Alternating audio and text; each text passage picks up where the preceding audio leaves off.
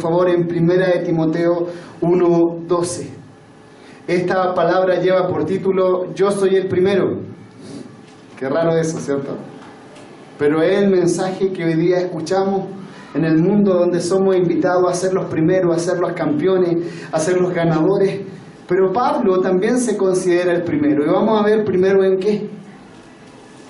1 de Timoteo 1, versículo 12. Si lo encuentra, usted puede ir confirmando ahí. Y si me prestas, por favor, la Biblia y un vasito de agua. Por favor, gracias. Muchas gracias. 1 de Timoteo 1, versículo 12 dice lo siguiente. Doy gracias al que me fortaleció, a Cristo Jesús nuestro Señor, porque me tuvo por fiel, poniéndome en el ministerio. Gracias, hermano. Habiendo yo sido antes blasfemo, perseguidor e injuriador, mas fui recibido a misericordia, porque lo hice por ignorancia, en incredulidad. Pero la gracia de nuestro Señor fue más abundante con la fe y el amor que es en Cristo Jesús. Palabra fiel y digna de ser recibida por todos. Que Cristo Jesús vino al mundo para salvar a los pecadores, de los cuales yo soy el primero. Pero por esto fue recibido a misericordia, para que Jesucristo mostrase en mí el primero toda su clemencia, para ejemplo de los que habrían de creer en Él para vida eterna. Por tanto, al Rey de los siglos, inmortal, invisible, al único y sabio Dios, sea honor y gloria por los siglos de los siglos. Amén. Amén. Pablo parte este texto diciendo y dando gracias al Señor que lo ha fortalecido. Él reconoce, y el contexto es que está escribiendo una carta a Timoteo, a su discípulo, que a esta altura ya era pastor, y le está advirtiendo de falsa enseñanza y falsas doctrinas que se habían metido en la iglesia. Esto no es un tema nuevo, siempre ha existido el tema de las falsas doctrinas. Y dice, doy gracias al que me fortaleció, a Cristo Jesús nuestro Señor, porque me tuvo por fiel, poniéndome en el ministerio. Pablo agradece a Jesús por el ministerio que le encomendó y por haberlo tenido por fiel. Yo no sé si usted ha tenido la oportunidad de agradecer al Señor por lo que Él ha hecho en su vida, pero yo le aseguro que Dios hizo algo en su vida. ¿Ya? Si dice que lo tuvo por fiel, es porque en realidad no era fiel. Pablo no era fiel, sino que reconoce que Dios le ha hecho fiel. Y si reconocemos nosotros, en realidad no éramos muy fieles, no éramos muy cercanos al Señor, éramos infieles, éramos incrédulos.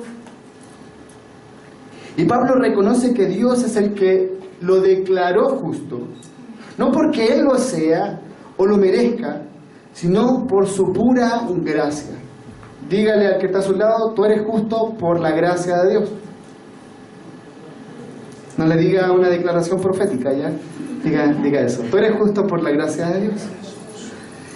Es por eso que Pablo agradece. Es por eso que dice, doy gracias al que me fortaleció. Porque él era débil. Es más, él luego lo dice en otros textos que él estaba muerto en delito y pecado, y que sin Cristo estamos muertos en delito y pecado. Si hoy estamos aquí es por la sola gracia de Dios y no porque lo merezcamos. Así que, disculpa que te pinche el globo esta mañana, pero no lo merecías. Si Pablo mereciera hacer algo, no estaría agradeciendo. Y lo que vemos en el texto es que Pablo está agradeciendo. Solo estamos agradecidos cuando hemos recibido algo que no merecíamos. Entonces aquí viene algunos pensamientos, algunas conjeturas. Yo a veces miro y digo, ¿por qué hay gente mal agradecida?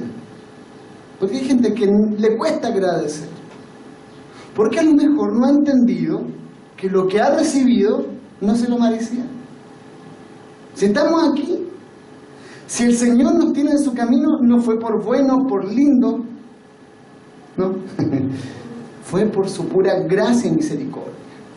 A Pablo no se le debía un ministerio. Pablo no porque era bueno para el trabajo, porque ayunó, por su oración, por su santidad, alcanzó gracia. No, hermano. Pablo era un enemigo del Evangelio.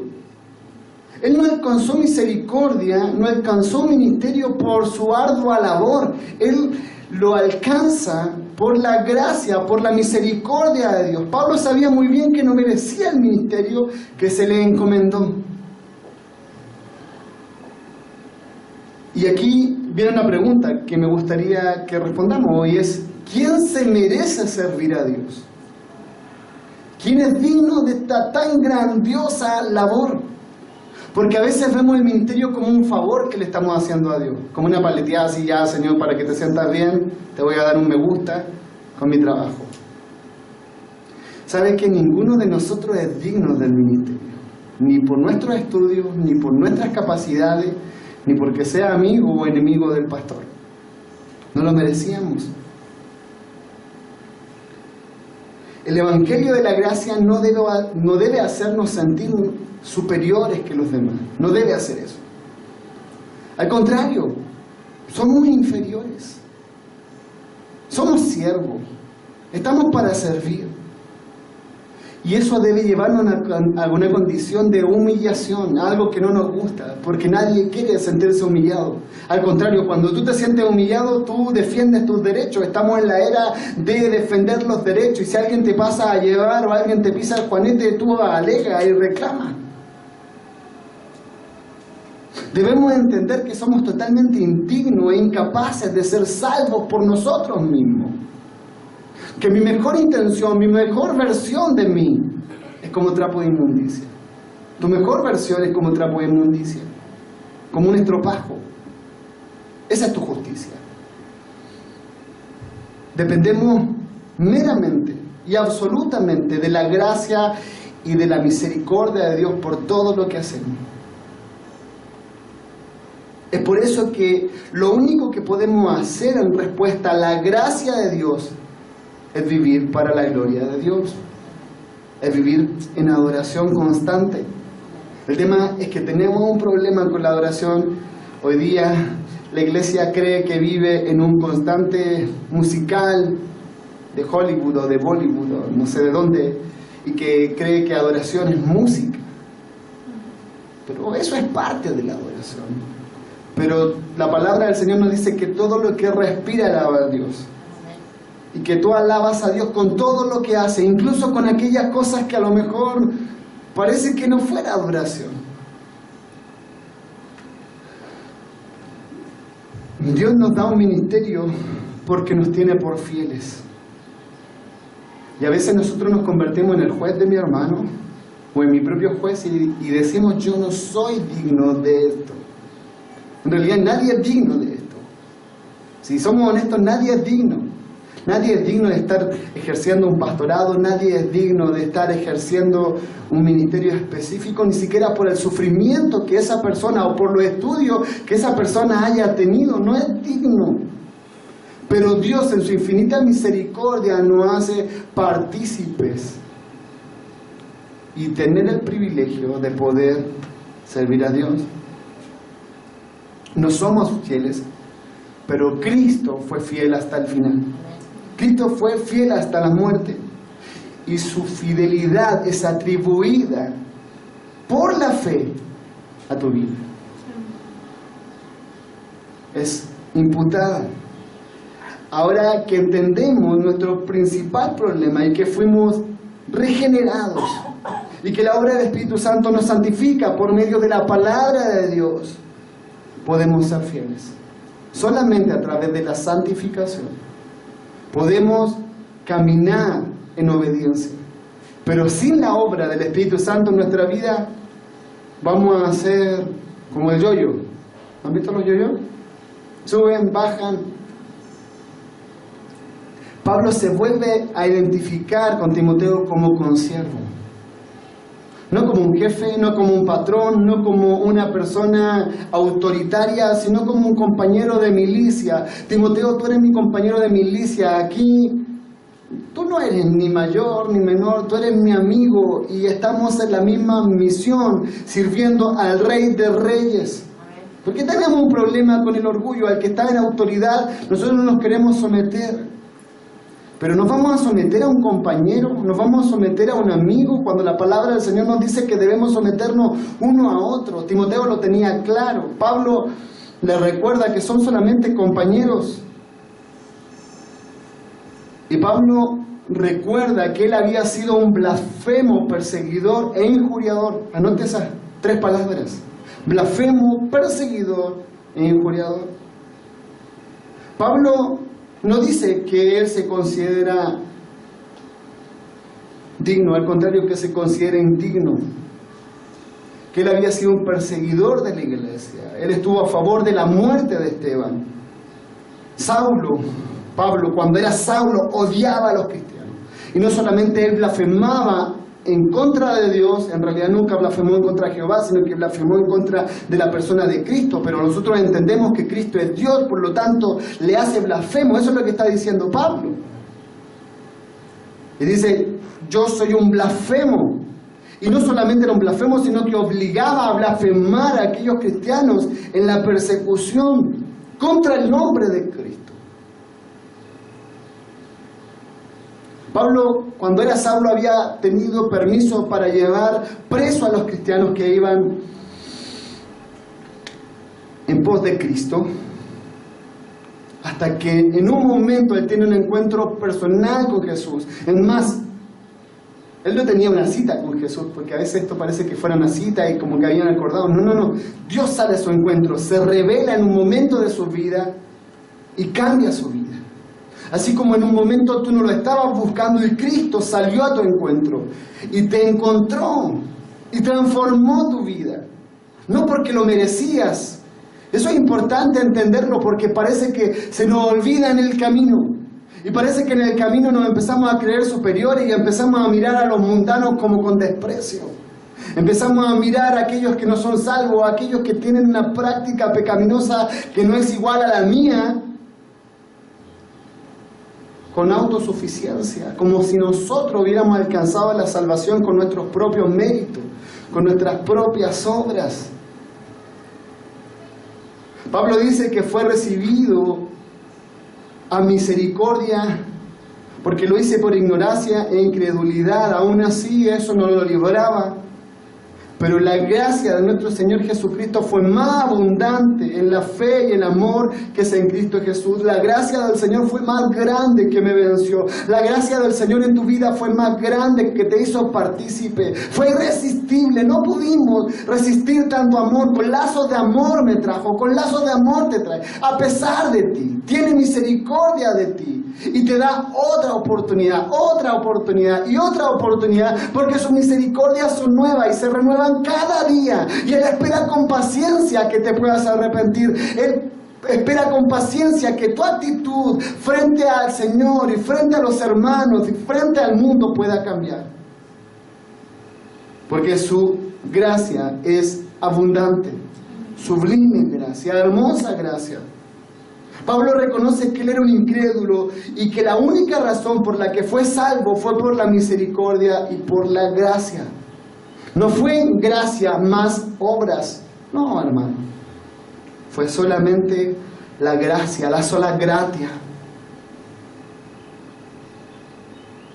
Amigo, amiga, ¿y tú que estás viendo esto? ¿Sabes que no hay ningún versículo en la Biblia que muestre que un hombre fue salvo por obras?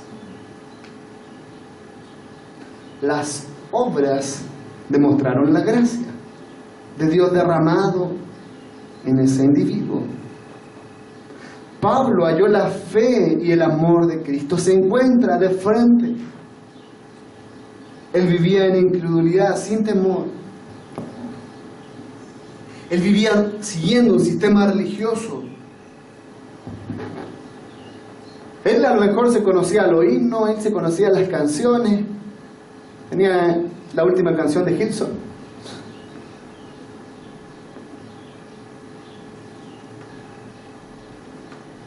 pero estaba lejos de Dios. A veces nosotros podemos estar en esa condición, conocer todo, conocer el credo, el catecismo menor y mayor, la confesión, ser un religioso ejemplar.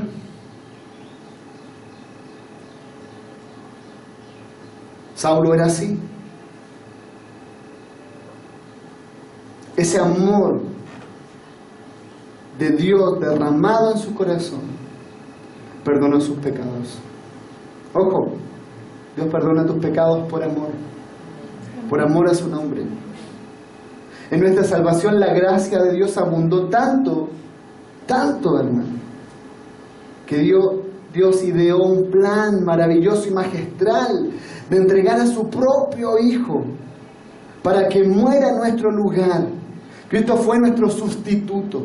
Cristo fue quien se puso y quien puso el pecho a la bala y se puso como un gran escudo humano para recibir el castigo que nosotros merecíamos.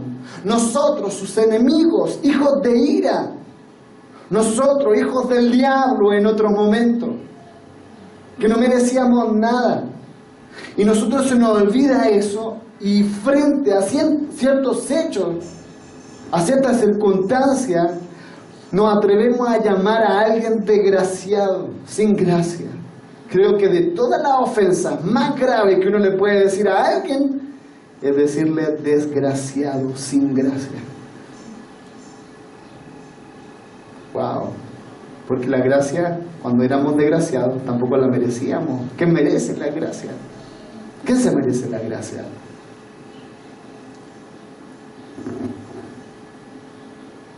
Nosotros que deberíamos haber padecido en la cruz, fuimos alcanzados por una gracia más que abundante. Hermano, esto no es un mensaje evangelístico para nuevos creyentes. Timoteo no era un nuevo creyente, Timoteo era un discípulo, ya estaba pastoreando una congregación. Pero es necesario recordar esto: el Evangelio no es la puerta de entrada al reino de los cielos. El Evangelio es lo que te va a mantener todos los días en este camino. Y todos los días tú necesitas predicarte el Evangelio.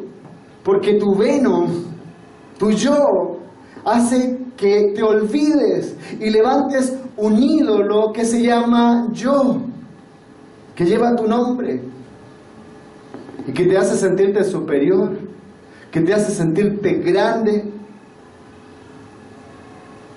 y que te hace mirar en menos a los demás. Incluso sabiendo lo grandioso de nuestra salvación, es incomprensible para nosotros el precio que tuvo que pagar el Señor para poder comprarla. El Rey de todos los siglos, infinito, universal, maravilloso, por eso que celebramos la Navidad. Ese Rey se viste de pellejo humano, de un simple mortal. El Dios creador de todo se tiene que vestir de creación para idear un plan para salvarnos. La salvación es gratis. ¿Cuánto lo creen? Para nosotros es gratis. Pero Dios tuvo que pagar un alto precio. Tuvo que pagar muy caro por nuestra redención. Por lo tanto, eso debería ser motivo de alegría y de gozo y de libertad. El poder contemplar lo que Cristo hizo. Que no fue un juego, que no, si fue gratis, entonces no la valoremos. No, hermano, esto costó mucho. Imagínate cómo Él se sentía en el huerto del Getsemaní, cómo Él se sentía en la cruz, cuando el Padre por el pecado lo tiene que abandonar. ¿Cómo se sentía? El eterno Hijo de Dios tomó cuerpo de carne, fue un bebé, sintió hambre, frío, dolor, angustia, maltrato, tortura y la misma muerte, el desprecio. El desprecio Él podría haber hecho así. Pero Él mostró misericordia y gracia una vez más y pidió misericordia por aquellos incluso que no la merecían, que estaban torturando. Totalmente incomprensible y abundante su gracia. Gracias, porque tú no eres como yo. Gracias porque tú no eres como mi hermano, Señor. Nosotros, yo por lo menos me considero persona de oportunidades. Así como que doy una oportunidad, dos oportunidades, tres oportunidades y ya le hiciste en la cuarta, fuiste bueno y te pongo en mi blacklist de personas. ¿Se imagina que Dios funcionara así? ¿Qué rato ya estaríamos ahí en el infierno? Esto nos confronta, hermano. Pablo dice, palabra fiel, por favor vaya ahí al texto, dice, palabra fiel y digna de ser recibida por todos. Este es como el Shema del Nuevo Testamento. ¿No es el Shema del Antiguo Testamento? Dios es uno. Y el Nuevo Testamento, esta palabra es digna de ser recibida. ¿Cuál? El Evangelio. Esta palabra tiene autoridad. Lo que dice el apóstol es digno de confianza, no es una fábula, no es un mito, es la verdad de Dios revelada en Cristo y proclamada por toda la Biblia. No es algo que ocurrió en el Nuevo Testamento, estaba anunciado ya desde el Génesis hasta Apocalipsis, el Evangelio revelado. Esta frase, palabra fiel y digna, se encuentra en las cartas pastorales. Parece ser una frase de Pablo, pero se usa antes de declararse una doctrina. Aquí Pablo está diciendo, les voy a decir una doctrina, un credo que tienen que afirmar en su corazón. Estos credos son frases fáciles de memorizar que ayudan a los creyentes a recordar verdades profundas que vienen en las cartas. Palabra fiel y digna. En otras palabras, Pablo está diciendo lo que les voy a decir ahora tiene autoridad, autoridad apostólica, pero la verdadera autoridad, tiene autoridad divina. Pero Satanás no quiere que tú la creas. Porque a veces nos ocurre lo contrario, no nos creímos superiores, nos creímos inferiores. Y decimos con el pecado que me pitié.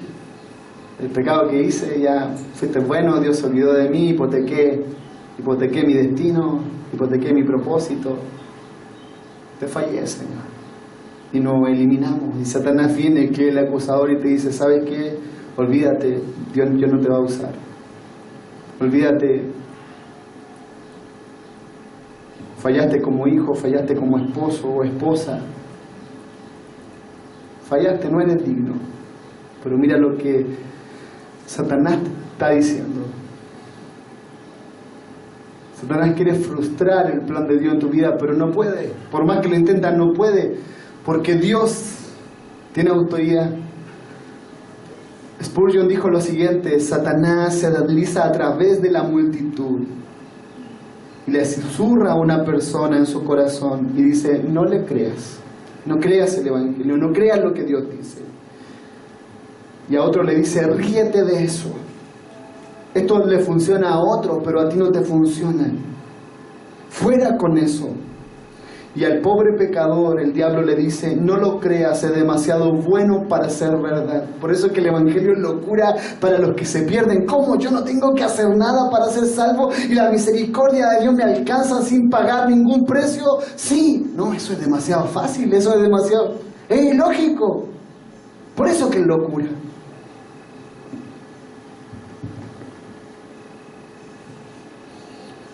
Le vamos a contestar al diablo, palabra fiel y digna de ser recibida. Yo la creo. ¿La cree usted? Es bueno y es tan cierto como bueno. Y espero que empujes a Satanás lejos cuando venga a tu vida, cuando venga el acusador y quiera frustrar lo que Dios quiere hacer en tu vida, con el no puedo, con el tú no eres capaz, con tú nunca vas a ser usado. Sácalo de tu vida, échalo, dile sal fuera, tírale sal fuera. Entonces, escucha esto. Satanás te miente. Un pastor argentino dice, oíme Satanás. Escúchame, Satanás, tú no tienes arte ni parte conmigo. ¿Qué cosa está diciendo Pablo que es palabra fiel y digna de ser recibida? Escuchen esto, grábenlo en su corazón y están autorizados a hacerse un tatuaje con este texto.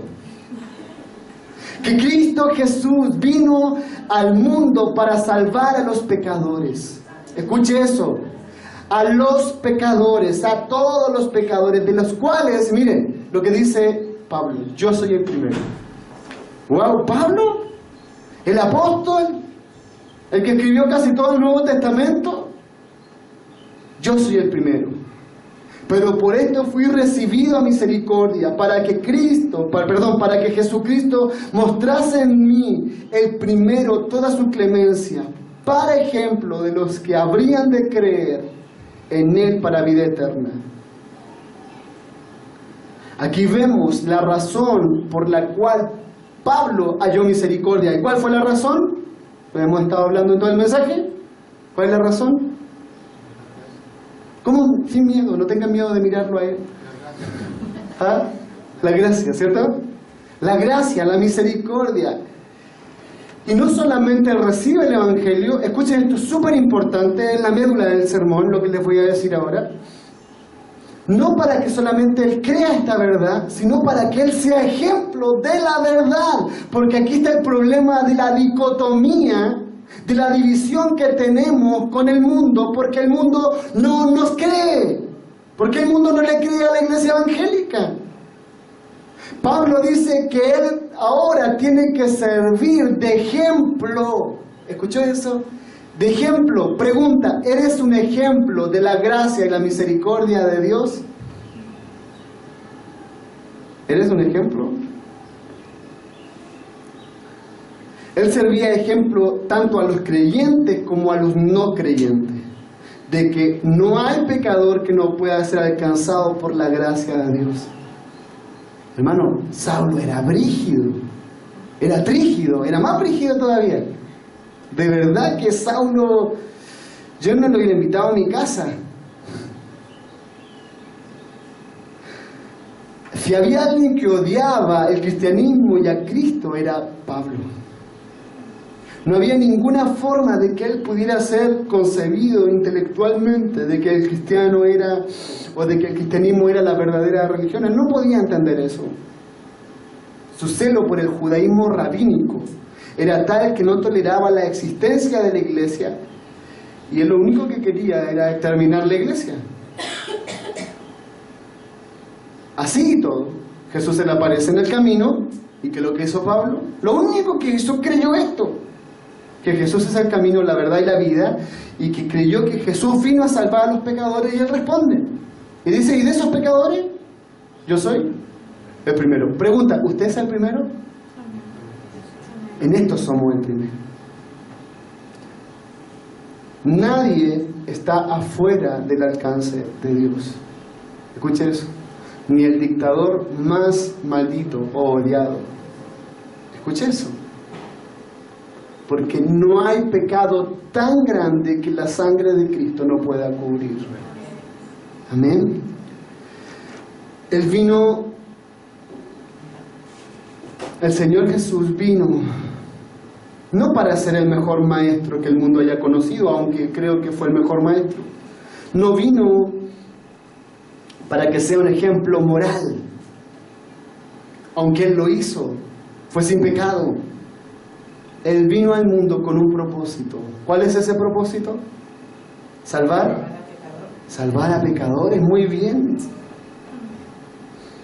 Él vino al mundo del cielo, Él dejó su trono, dejó su gloria, dejó su majestad, y Él se viste de este pellejo humano y viene al mundo. Gálatas 4:4 dice, pero cuando vino el cumplimiento del tiempo, Dios envió a su Hijo, Él se sometió. Juan 1:14 dice, y aquel verbo fue hecho carne y habitó entre nosotros. ¡Wow! ¡Aleluya! ¿Por qué vino Cristo al mundo? Para salvar a los pecadores. En este domingo, primer domingo del mes, ¿verdad? Segundo domingo, sí. En este segundo domingo de Adviento, donde estamos conmemorando la venida del Mesías. Anhelamos su venida, su segunda venida, pero Él vino por primera vez, lo prometió, lo cumplió. Ahora viene nuevamente, 1 Timoteo 1:15 dice, ¿por qué vino Cristo al mundo? Para salvar a los pecadores. Y esto es lo que Jesús dijo acerca de sí mismo, porque el Hijo del Hombre vino a buscar y a salvar lo que se había perdido. Ese es el propósito por el cual Cristo viene. Él no viene a levantar un movimiento político. Él dijo y dejó claro, mi reino no es de este mundo. A César lo de César, a Dios lo de Dios. Él viene a salvarte a ti. A salvarte a ti, y a salvarte a ti del infierno, a salvarte a ti del pecado y a salvarte a ti de ti mismo, porque eres un mal administrador. Dios puede salvar a quien quiere cuando Él quiere, y Él viene a salvar a pecadores. Pablo había sido apartado para anunciar el Evangelio y ser apóstol, no en el momento que él tiene un encuentro con Dios, sino que de antes. Mira lo que dice Gálatas 1:15. Si alguien me puede ayudar a leerlo bien fuerte. Amén.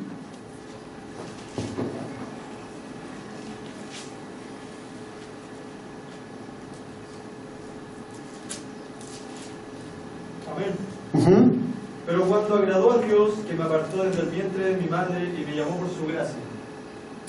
Pero cuando agradó a Dios, mira, ¿de dónde lo apartó? Del vientre, de antes.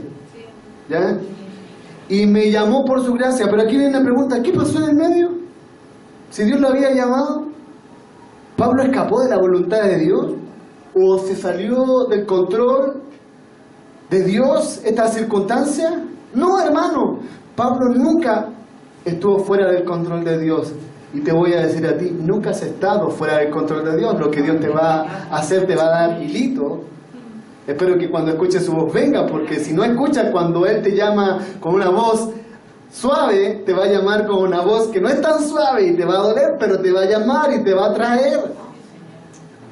Dios permitió que Pablo fuera blasfemo, un perseguidor y un agresor, porque en el día que Dios no tenga control sobre los seres humanos, en ese mismo día pierden uno de los atributos fundamentales para ser Dios, que es ser soberano. Entonces, Pablo nunca estuvo, Dios se lo permitió, Dios le dio cuerda, Dios le dio cordel.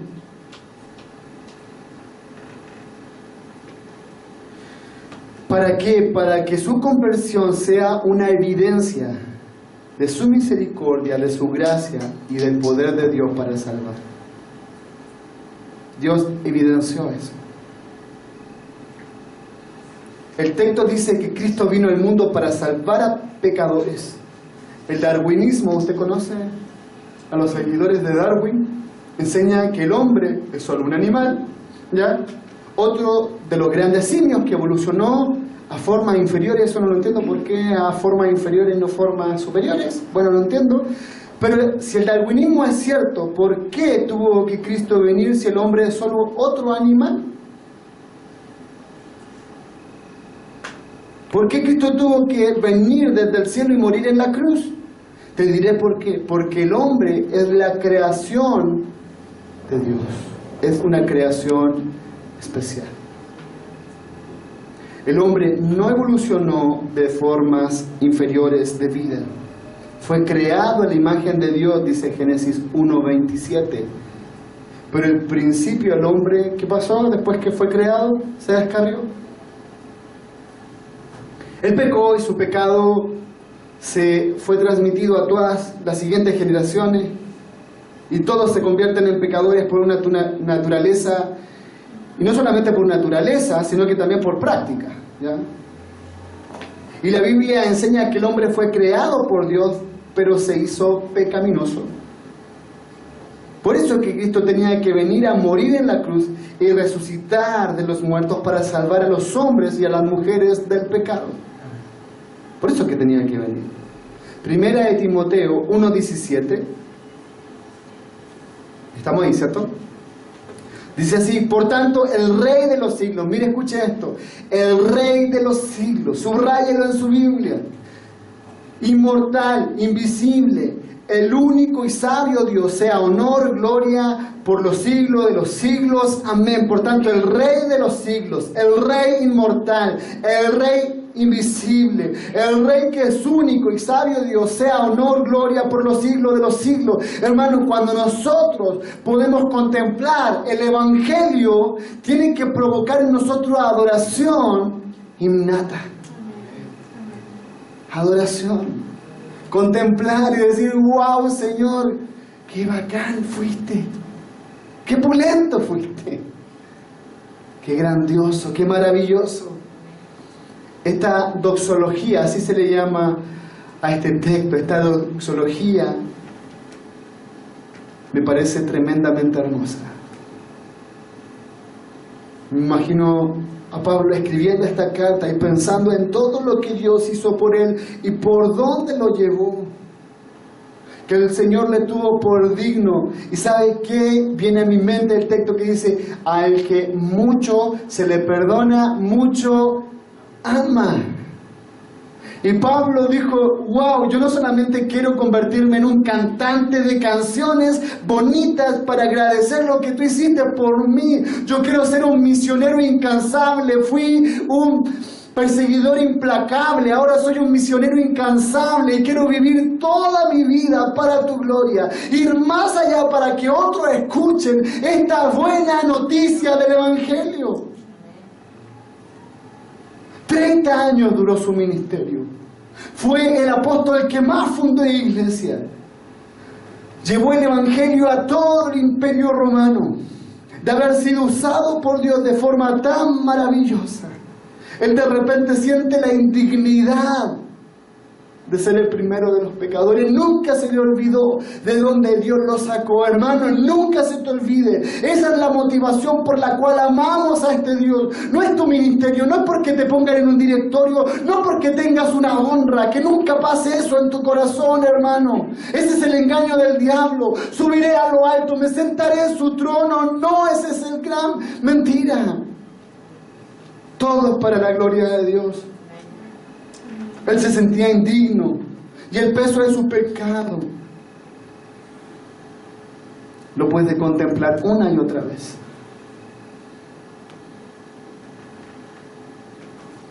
Y luego él reacciona y ve ferviente y reacciona y dice salmo: por tanto al Rey de los siglos, inmortal, invisible, al único sabio Dios, sea honor y gloria por los siglos de los siglos. No puede hacer nada más Pablo que irrumpir en alabanza. Le dice a Lucas, no escribas más, adoremos a Dios. ¿Cómo está tu adoración? ¿Cómo está tu devoción? ¿Por qué no estás sirviendo? Porque has secado los ojos de la cruz. La cruz es todo. La cruz es todo. Fue en la cruz donde vi la luz. Este es el verdadero cristianismo. Adoración a Dios, glorificación a Dios y en todo entender lo indigno que somos, lo inadecuado que somos para el servicio de Dios, tan santo, tan sublime. Aún así me considera, Señor, para hacer tal o cual cosa. Lo terrible de nuestro pecado y lo grandioso de la gracia y la misericordia. Por eso que le damos tanto color. Hay gente que dice, ¿por qué los reformados le dan tanto color con la gracia? ¿Por esto acaso no es poco? ¿Acaso no es poco? Que le vamos a dar color hasta la muerte. Lo terrible de nuestro pecado, lo grandioso de la gracia. Esto nos tiene que llevar a una adoración constante. Pero ojo, no estoy hablando de adoración solamente cantada, hágalo. Son hermosas las canciones, una forma artística de expresión de adoración. Hermoso. Pero hágalo con todo su ser, sirviendo al prójimo, amando, estando dispuesto, dando, siendo generoso. Cuanto más conocemos a Dios, cuanto más el Espíritu Santo obra en nosotros, somos santificados. Y la santificación es producto del Evangelio. Ojo, escuche eso. Que a veces nos confundimos y pensamos que la santificación es producto de las obras. No. La santificación es producto del Evangelio, porque solamente cuando tú te enfrentas a la cruz y ves tu indignidad, dices, wow, Señor, yo quiero agradecer por lo que tú hiciste, y mi vida cambia. Mi vida tiene un giro en 180 grados. Somos más conscientes de nuestra indignidad, de nuestra maldad, y valoramos la salvación. Incluso, y esto tiene que ocurrir en tu vida, más que en el principio, porque hay más luz. A mayor luz, mayor responsabilidad, a mayor altura, mayor presión. ¿Va entendiendo eso? Tu vida en el cristianismo tiene que ser ascendente. Tu vida en el cristianismo tiene que ir de gloria en gloria, de victoria en victoria. A esto se refiere. A ser el primero en lo que Dios hizo en tu vida. Amén. Reciba esto en su corazón. Guarden en su corazón. El Evangelio es todo. Y lo necesitamos todos los días. Cuando tú te levantes, volver al Evangelio. Porque te aseguro que hasta cuando duermes, pecas. Amén. Contemple esto, guárdenlo en su corazón. Examine su vida si está viviendo el Evangelio de acuerdo al Evangelio, a lo que Cristo hizo, o está viviendo para su propia gloria. Señor, te damos gracias. Gracias por estas palabras, Señor, que fueron dadas a Timoteo, pero entendemos que fueron ungidas por ti, Señor, enviadas por ti, para nosotros la iglesia, Señor, que casi 2000 años después pueden recibir esta carta y gozarse, Señor, y decir, Señor, al igual que Pablo, Señor, yo también soy el primero. El primero, Señor, en ser indigno, en no merecer nada, Señor. Pero tú muestras tu gracia, tú muestras tu amor para con nosotros, en que aún siendo pecadores, Cristo murió por nosotros. Queremos vivir para tu gloria. Queremos amar la santidad. Queremos amarte a ti sobre todas las cosas. Y ser ejemplo. Así como fue Pablo, no se quedó solamente en un discurso, sino que él demostró con hechos, Señor, el testimonio que provoca el Evangelio. Gracias, Señor. Gracias. Voy a pedir que se quede ahí un momento sentado, que todavía no se retire, que cierre sus ojos y que medite si el Evangelio ha afectado su vida y si puede contemplar lo que Cristo hizo en su vida. Volvamos al Evangelio. Gracias, Señor.